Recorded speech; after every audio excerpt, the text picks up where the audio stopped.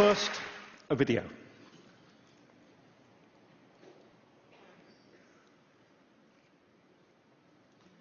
Yes, it is a scrambled egg. But as you look at it, I hope you'll begin to feel just slightly uneasy. Because you may notice that what's actually happening is that the egg is unscrambling itself. And you'll now see the yolk and the white have separated, and now they're going to be poured back into the egg. And we all know in our heart of hearts that this is not the way the universe works. A scrambled egg is mush. Tasty mush, but it's mush. An egg is a beautiful, sophisticated thing that can create even more sophisticated things, such as chickens. And we know in our heart of hearts that the universe does not travel from mush to complexity. In fact, this gut instinct is reflected in one of the most fundamental laws of physics, the second law of thermodynamics, or the law of entropy. What that says basically is that the general tendency of the universe is to move from order and structure to lack of order, lack of structure, in fact, to mush. And that's why that video feels a bit strange. And yet, look around us. What we see around us is staggering complexity. Eric Beinhocker estimates that in New York City alone, there are some 10 billion SKUs, or distinct commodities, being traded. That's hundreds of times as many species as there are on Earth. And they're being traded by a species of almost 7 billion individuals who are linked by trade, travel, and the internet into a global system of stupendous complexity. So here's a great puzzle. In a universe ruled by the second law of thermodynamics, how is it possible to generate the sort of complexity I've described, the sort of complexity represented by you and me and the convention center? Well, the answer seems to be the universe can create complexity, but with great difficulty. In pockets, there appear what my colleague Fred Speer calls Goldilocks conditions. Not too hot, not too cold, just right for the creation of complexity. And slightly more complex things appear. And where you have slightly more complex things, you can get slightly more complex things. And in this way, complexity builds stage by stage. Each stage is magical because it creates the impression of something utterly new, appearing almost out of nowhere in the universe. We refer in big history to these moments as threshold moments. And at each threshold, the going gets tougher. The complex things get more fragile, more vulnerable, the Goldilocks conditions get more stringent, and it's more difficult to create complexity. Now, we, as extremely complex creatures, desperately need to know this story of how the universe creates complexity despite the second law, and why complexity means vulnerability and fragility. And that's the story that we tell in big history. But to do it, you have to do something that may at first sight seem completely impossible. You have to survey the whole history of the universe. So let's do it. Let's begin by winding the timeline back 13.7 billion years to the beginning of time.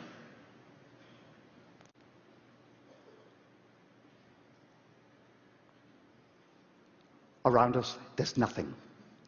There's not even time or space. Imagine the darkest, emptiest thing you can, and cube it a gazillion times, and that's where we are. And then, suddenly, bam! A universe appears, an entire universe, and we've crossed our first threshold. The universe is tiny, it's smaller than an atom, it's incredibly hot, it contains everything that's in today's universe, so you can imagine it's busting, and it's expanding at incredible speed. And at first it's just a blur, but very quickly distinct things begin to appear in that blur. Within the first second, energy itself shatters into distinct forces, including electromagnetism and gravity. And energy does something else quite magical. It congeals to form matter. Quarks that'll create protons, and leptons that include electrons. And all of that happens in the first second. Now we move forward 380,000 years That's twice as long as humans have been on this planet. And now simple atoms appear of hydrogen and helium. Now, I want to pause for a moment, 380,000 years after the origins of the universe, because we actually know quite a lot about the universe at this stage. We know, above all, that it was extremely simple. It consisted of huge clouds of hydrogen and helium atoms, and they have no structure. They're really a sort of cosmic mush. But that's not completely true. Recent studies by satellites such as the WMAP satellite have shown that, in fact, there are just tiny differences in that background. What you see here, the blue areas are about 1,000th of a degree cooler than the red areas. These are tiny differences, but it was enough for the universe to move on to the next stage of building complexity, and this is how it works. Gravity is more powerful where there's more stuff. So where you get slightly denser areas, gravity starts compacting clouds of hydrogen and helium atoms. So we can imagine the early universe breaking up into 1 billion clouds. And each cloud is compacted, gravity gets more powerful as density increases, the temperature begins to rise at the center of each cloud, and then at the center of each cloud the temperature crosses the threshold temperature of 10 million degrees. Protons start to fuse, there's a huge release of energy, and bam! We have our first stars. From about 200 million years after the Big Bang, stars begin to appear all through the universe, billions of them. And the universe is now significantly more interesting and more complex. Stars will create the Goldilocks conditions for crossing two new thresholds. When very large stars die, they create temperatures so high that protons begin to fuse in all sorts of exotic combinations to form all the elements of the periodic table. If, like me, you're wearing a gold ring, it was forged in a supernova explosion. So now the universe is chemically more complex. And in a chemically more complex universe, it's possible to make more things. And what starts happening is that around young suns, young stars, all these elements combine, they swirl around, the energy of the star stirs them around, they form particles, they form snowflakes, they form little dust motes, they form rocks, they form asteroids, and eventually they form planets and moons. And that is how our solar system was formed 4.5 billion years ago. Rocky planets like our Earth are significantly more complex than stars because they contain a much greater diversity of materials. So we've crossed a fourth threshold of complexity. Now, the going gets tougher.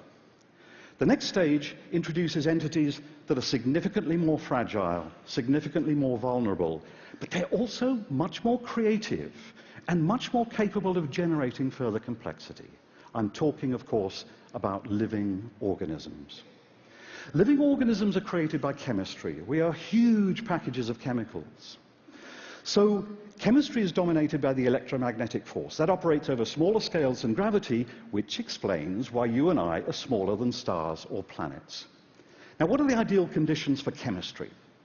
What are the Goldilocks conditions? Well, first, you need energy, but not too much. In the center of a star, there's so much energy that any atoms that combine will just get busted apart again. But not too little. In intergalactic space, there's so little energy that atoms can't combine. What you want is just the right amount, and planets, it turns out, are just right, because they're close to stars, but not too close. You also need a great diversity of chemical elements, and you need liquids, such as water. Why? Well, in gases, atoms move past each other so fast that they can't hitch up. In solids, atoms are stuck together. They can't move. In liquids, they can cruise and cuddle and link up to form molecules. Now, where do you find such Goldilocks conditions? Well, planets are great, and our early Earth was almost perfect. It was just the right distance from its star to contain huge oceans of liquid water. And deep beneath those oceans, at cracks in the Earth's crust, you've got heat seeping up from inside the Earth, and you've got a great diversity of elements. So at those deep oceanic vents, fantastic chemistry began to happen, and atoms combined in all sorts of exotic combinations. But of course, life is more than just exotic chemistry. How do you stabilize those huge molecules that seem to be viable? Well, it's here that life introduces an entirely new trick. You don't stabilize the individual, you stabilize the template, the thing that carries information, and you allow the template to copy itself. And DNA, of course, is the beautiful molecule that contains that information. You'll be familiar with the double helix of DNA. Each rung contains information. So DNA contains information about how to make living organisms. And DNA also copies itself. So it copies itself and scatters the templates through the ocean. So the information spreads. Notice that information has become part of our story. The real beauty of DNA, though, is in its imperfections. As it copies itself, once in every billion rungs, there tends to be an error. And what that means is that DNA is, in effect, learning. It's accumulating new ways of making living organisms because some of those errors work. So DNA is learning, and it's building greater diversity and greater complexity. And we can see this happening over the last 4 billion years. For most of that time of life on Earth, living organisms have been relatively simple, single cells, but they had great diversity and inside great complexity. Then from about 600 to 800 million years ago, multi-celled organisms appear. You get fungi, you get fish, you get plants, you get amphibia, you get reptiles, and then of course you get the dinosaurs. And occasionally there are disasters. 65 million years ago, an asteroid landed on Earth near the Yucatan Peninsula, creating conditions equivalent to those of a nuclear war. And the dinosaurs are wiped out. Terrible news for the dinosaurs, but great news for our mammalian ancestors, who flourished in the niches left empty by the dinosaurs. And we human beings are part of that creative evolutionary pulse that began 65 million years ago with the landing of an asteroid. Humans appeared about 200,000 years ago, and I believe we count as a threshold in this great story. Let me explain why. We've seen that DNA learns, in a sense. It accumulates information, but it is so slow. DNA accumulates information through random errors that some of which just happen to work. But DNA had actually generated a faster way of learning. It had produced organisms with brains. And those organisms can learn in real time. They accumulate information, they learn. The sad thing is, when they die, the information dies with them. Now, what makes humans different is human language.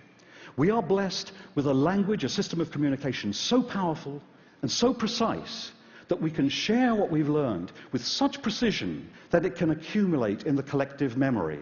And that means it can outlast the individuals who learnt that information, and it can accumulate from generation to generation. And that's why, as a species, we're so creative and so powerful, and that's why we have a history. We seem to be the only species in 4 billion years to have this gift. I call this ability collective learning. It's what makes us different. We can see it at work in the earliest stages of human history. We evolved as a species in the savanna lands of Africa.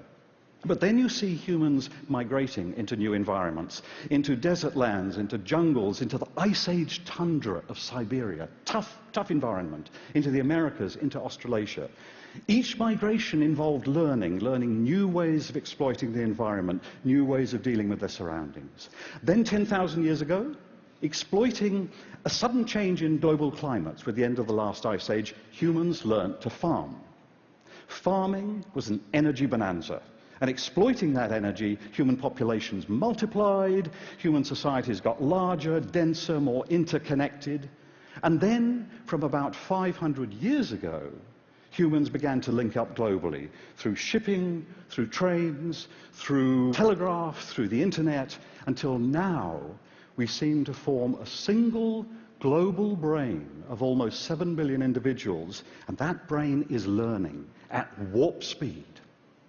And in the last 200 years, something else has happened. We've stumbled on another energy bonanza in fossil fuels. So fossil fuels and collective learning together explain the staggering complexity we see around us.